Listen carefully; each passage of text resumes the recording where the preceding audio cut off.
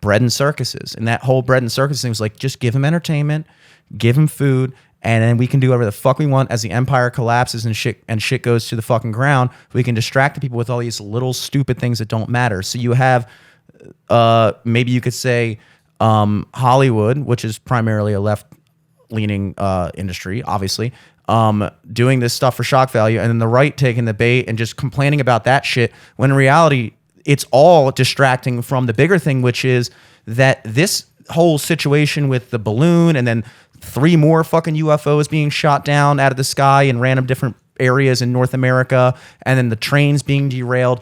What's really amazing about that whole situation is you realize the power of the media, because if the media wanted to, they could easily, this is really what kind of got me, is somebody said this and made me think. They were like, you know what's crazy about the whole Chinese spy balloon is if they wanted to, even if it wasn't true, they could totally take this story and make it seem like the biggest deal in the fucking world, and people would be terrified, people would be thinking we're about to go to war, but they didn't. And so it's like, it is amazing when you see like the same shit could happen, but public opinion is far less influenced by the objective event and far more influenced by how the media tells them they should feel about it or care about it. So right now, you have this crazy, unprecedented shit happening where China is kind of basically openly spying in the U.S.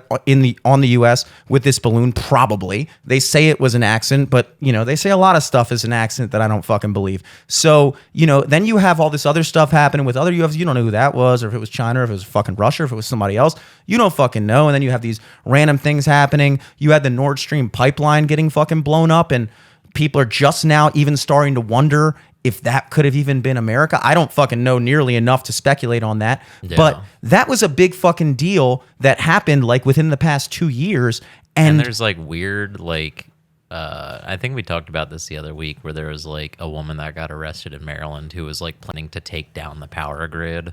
And it's like, I heard about that. Yeah. And that's also happened like in other spots in the country. Mm-hmm. And it's like, why the fuck now is this happening? Yeah, it all seems to be happening all at once. And like I said before, if the media wanted to, they could easily be covering this shit and bringing the public to like code red. Like, guys, in the past 3 weeks, we have shot down a Chinese, what we believe to be a spy balloon that was flying openly in our airspace and doing whatever, and then it flew through the entire continental U.S. We shot it came in through fucking Montana over Canada, and it went over the entire continental United States. We shot it off the coast of fucking South Carolina. That's a long fucking way to go. I'm not gonna sit here and act like I would know how to make that call or how it is, but my point is that like these things aren't normal, especially when you pair it with the other things that have been going on between the train derailments and these other UFOs that they still can't, like maybe they have identified, but as far as the public is concerned, we don't fucking know what the fuck is going on, and we're not being told to care, and therefore people are just kind of not caring, and you have to wonder, should we care? Like, is this a big deal? Because to me, what's happening right now really does seem like a big fucking deal. And it makes me kind of feel like we truly are on the verge of some type of major conflict. What you kind of have to think about is people have this weird, distorted perception, including myself, and it's natural because I wasn't alive in World War II. I have no real context to be able to actually remember what the lead up to World War I was like, or what World War II or the Civil War. And so in the way you're taught history, you're kind of just taught like, and on this day, the war started. And on this day, the treaty was signed that officially ended the war. And then you kind of get this really kind of just like black and white, cut and dry, segmented view of history where you're like, everything was normal. And then in 1860 something, the Civil War started. And then we had a civil war for 5 years. And then in 1865, it ended. And it's like, well, what about all the shit that led up to that? And what about all the shit that happened in the aftermath of that? We didn't just turn a light switch and go, oh, okay, war's on. I'm just sitting here and we're just doing a podcast. I mean, back then they did kind of do it like that. Well, They waited for everyone to line up before they started shooting at each other. they did kind of do that. They were pretty fair about war back then. Well, in the eyes of the public, it was like that because you want to talk about, media influence now. Well, I mean, like we've said countless times on here before, think about what the media the only influence- media back then was propaganda. It was propaganda, and you it was very controlled. So then there would only be one source of information, and that's how you would get everyone on the same fucking page. Yeah, no alternate. So if you're like a dude in the middle of fucking Virginia, I could imagine that it could have to you seemed like all of a sudden one day we're at war because you're probably just like, working on your fucking farm or doing whatever. And then out of fucking nowhere, you maybe you're not a guy who follows the news, because you live in the middle of fucking nowhere. Like maybe if you were a news guy that was constantly reading the newspaper every time it came to your house once a month or however, every time the fucking the fucking Post Express or Abe Lincoln drove by your house with a horse and fucking threw a paper once a year, like you'd kind of be able to kind of connect the dots a little bit. But if you were just a regular casual back then, there's no internet. You don't fucking know what's happening until all of a sudden you get that fucking big post on the door of your church in the middle of town going, "We're at war." And you're like, "Oh shit, we're at war." You have no way of actually having a gradient of how that escalated. So it's like now you're sitting here going like, it was like that back then, and to the eyes of the public, it may have seemed like that, but behind the scenes, these things don't just kind of pop off out of nowhere. It is a gradual process. And I always use COVID as an example because I think that is a major historical event that, even with 9/11, like that happened during our lifetimes, and we were consciously aware of it, but we were 9. So it's like weren't following the news up to that. Like I'm sure maybe our parents may have, if they were watching the news, may have been able to kind of see how something was coming, but probably not, because again, the internet wasn't as big of a thing back then. So even then, it's like if the news was just kind of running along like nothing was going on, and all of a sudden, boom, 2 planes hit a fucking tower, and you're like, oh shit.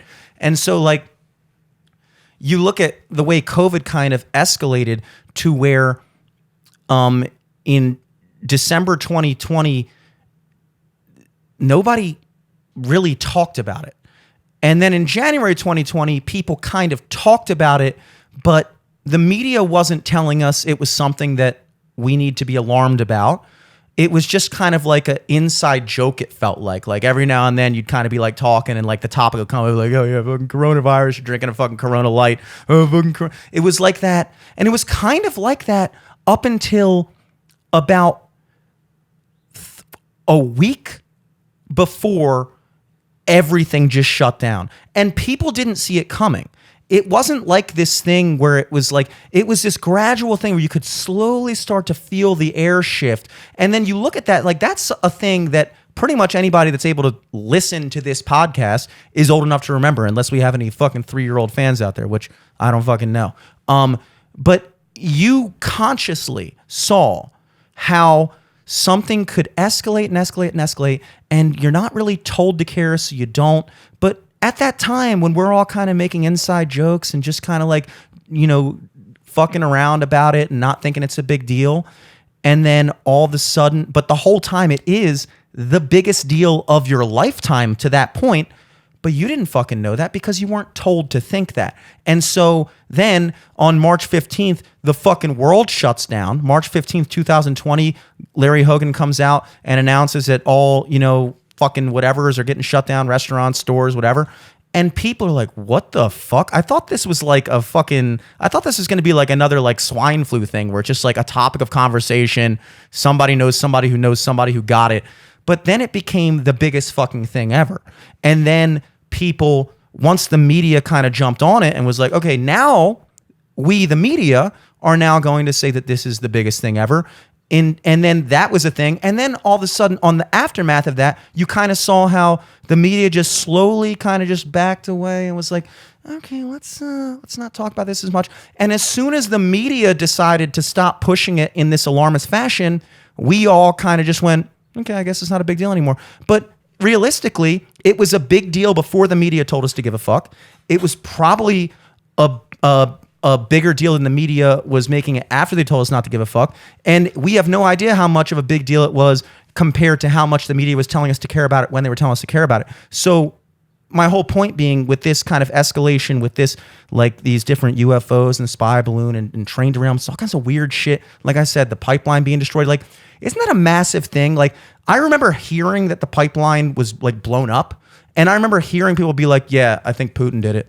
And people were just like, okay. But then the media barely touched on it. And so within a couple days, we stopped talking about it until the past couple weeks. I've started just hearing on Twitter random little blips of people being like, yo, is it possible that it wasn't Putin? It could have been the US. And it's like, again, I don't fucking know. But it is crazy that that happened and we never really pursued it. Yeah, because people make so much money off that shit. People make so much money off the train shit. Like, I think for the pipeline was back operational within like 2 weeks, but they're still cleaning up the aftermath of all the oil spilled. One of the biggest trains are already back on schedule. Are they? Because that's fucking money. Every time a fucking train goes by, that's like, hundreds of thousands of dollars. So then what? Millions, maybe. So, because I feel like we're on. So when you look at the stuff that's happening right now, these don't seem like accidents to me. And they seem like, just like I was saying before, these kind of minor things that are just it's literally our infrastructure as a country has been fucking neglected for probably as long as we've been alive. And no one seems to be doing anything to fix it because that costs money. Yeah. And it costs less money to just pay for damages after something like this happens.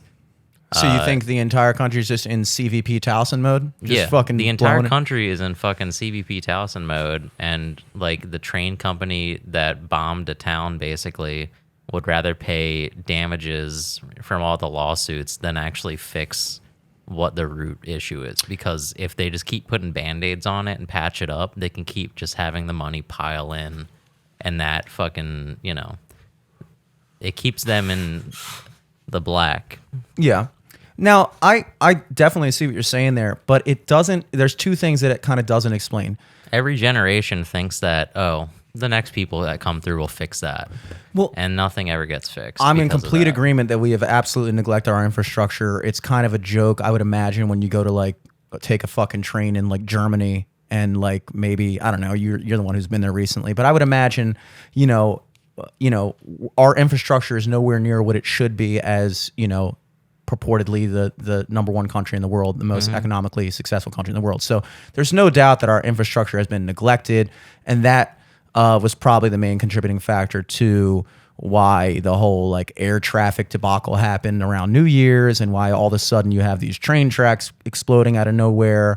And maybe that could be explained by the companies. But then you have to wonder, it's like, it doesn't explain why it's all happening at once. Like, I could totally see, like, okay, yeah, we've clearly been neglecting our infrastructure for the past 50 years or whatever. But why is it that all of a sudden, within the course of 1 year, it seems like, all of a sudden, all this shit seems to be happening all at once? And it also doesn't explain the whole fucking Chinese shit either. It doesn't explain the spy balloon. Like, it seems like... to be fair, we're also spying on everyone, too. Totally. And that's like, one of the interviews I saw was like, I think it was some fucking dumbass on NBC or CNN or whatever was like, talking to an like CIA director, and they're like, so... China's sending these balloons to us. Is it safe to say that we're also sending balloons over to other countries? And they're like, we're not using balloons.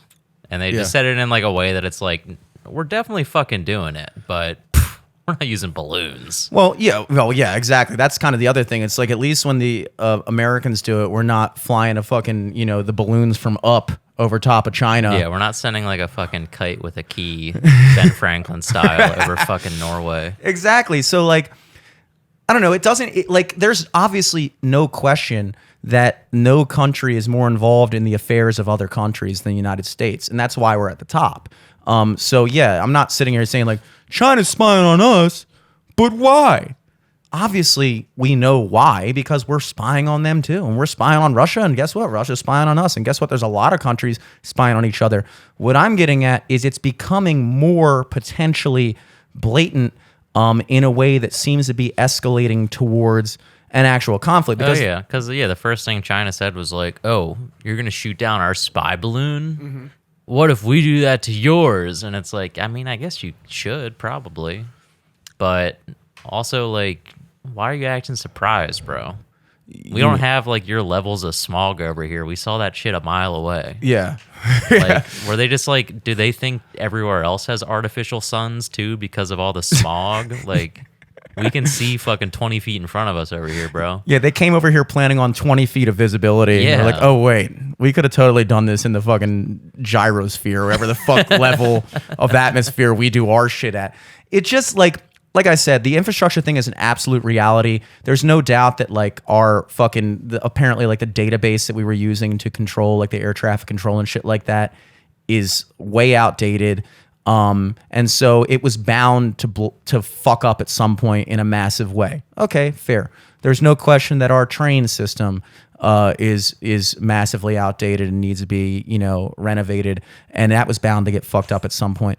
But again, when you see this culmination of events all kind of centering in one very specific time period all at once, as opposed to like, 3 years ago that train track thing happened, and then 5 years later this fucking thing blew up, and it's like, okay, that kind of makes more sense. It's like all this shit was outdated, so you probably will start noticing over time stuff getting fucked up. But it seems to be more than that. I never doubt, the fucking big corporate bigwigs, fucking, if they realize that it's more cost efficient to, kind of like false flag this like weird disaster, not false flag it, but like, a fucking chemical spill accidentally ruined our whole, I guess we'll just have to cash in on the insurance and renovate the track as opposed to just paying the money out of pocket to renovate the track. I don't doubt that at all. I'm totally on board with that. But there seems to be more at play here, I guess, is my point.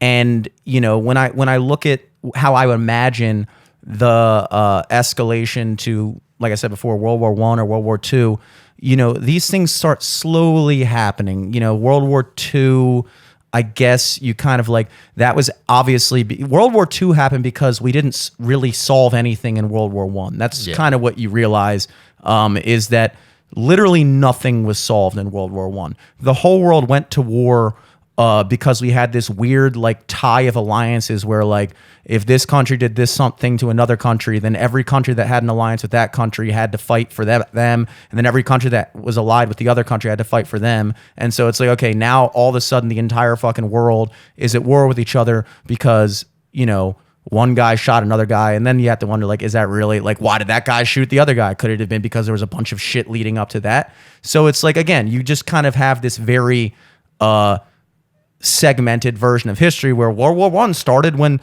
Franz Ferdinand or whatever did whatever, and it's like... Got assassinated. Yeah, got assassinated. And you're like, oh, so that was... Everything was just cool and hunky-dory, and then all of a sudden, one day, one guy was shot, and then the whole world spiraled into the biggest loss of life up to that point. And then a treaty is signed after literally millions and millions and millions of people died over, you watch that movie, All Quiet on the Western Front, and like they say, like after like 5 years of fighting or however long it was, like literally like 100 or so yards was gained between those like trench warfares and all the people that died from fucking chemical fucking warfare, mustard gas and trench foot and all kinds of shit. And it's like all those foot syndrome. Yeah, all those people, soggy foot syndrome. Everyone fucking died, and then nothing was solved. And then we signed this treaty that basically just said, hey, Germany, guess what? We, as the rest of the world, decided this is all your fault. All of it.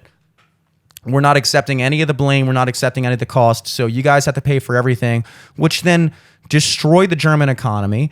And over the course of just 20 years, really, maybe even probably less, I guess less, yeah, because World War I ended in, 1919 or something like that. And then World War II kind of popped off around like 1938. So really, we're not talking about a long period of time here. So over the course of like less than 20 years, Germany's just spiraling further and further into economic catastrophe. And then that gives rise to Hitler, who then goes, you know what, this is fucked up. Our people are being fucking raped by the rest of the world. We need to fight back. And then boom, all of a sudden you're in World War II because World War I was never solved. So now they really should be kind of considered the same war, kind of, even though like side switch and shit like that. But my point is the space in between. The space in between. And I think what we're what I'm kind of getting at right now is we appear to be on the upslope of a space in between major conflicts. You know, we kind of have this weird diluted reality because we were born in 1992 and we've never known a great major global conflict that has ever actually affected us. Like you hear about the war in Afghanistan, you hear about the war in Iraq, you hear about this thing over there and the Cold War. I was like, that, like, okay, yeah, but like in reality, it was like a news story. Have our lives ever been affected truly by anything that close to home? COVID, yeah, but as far as like a global conflict, not really. So we kind of exist in this like reality where we're like, oh, like, yeah, war is a thing. I've read about it, and like major conflicts are a thing, and people die, but like, not like that's just like a thing I've heard about. I learned that in school, but like, that's not like the norm. When in reality, it over the course of history, world history, it is kind of the norm. Like war is more the norm than peace in a way. In a lot of ways. So I think people are kind of brushing off, like when we talk about like, if you look at like the advancements with Putin in Ukraine, and then you look at like even COVID could be a part of this, and the fact that I don't fucking know all this shit. I'm just talking, I guess. But like you look at these kind of things that like it's all kind of just seeming like the world is notably stranger than it was 10 years ago, and we've kind of become so normalized in our own thinking to just kind of hear something that maybe 15 years ago would have been really alarming, but now we've been kind of like put in a state of shock as a society where like, whatever, dude, what happened today? The fucking Chinese got blown up over top of California. Okay, whatever. Like, it's just another news story, and then we'll talk about what's Sam Smith doing. And it's like we're just in this weird like fucking like PTSD where we don't even fucking know what's going on.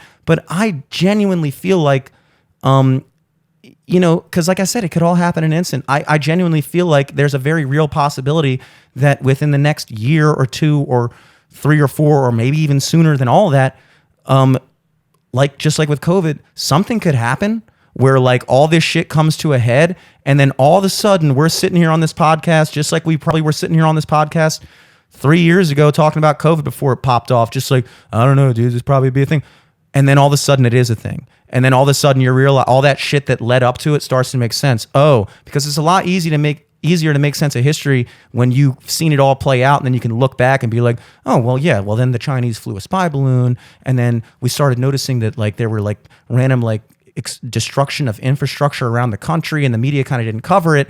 And then within the course of that year, all of a sudden it escalated in this massive global conflict, and the public was taken by surprise because they were never really given adequate information to know what was going on the whole time. So we just saw all these different things that are happening as these weird, just isolated incidents. Isolated incidents, stepping stones to the So I think that's a real possibility, and I think you're right. It's like when we sit here and we talk about fucking, the gay episode in Last of Us, or, Sam Smith's performance, or any of the other shit we talk about, it's, it seems to be a purposeful distraction from what's really going on. And I don't know, dude. I feel like we're due for something. We've had it lucky for a while.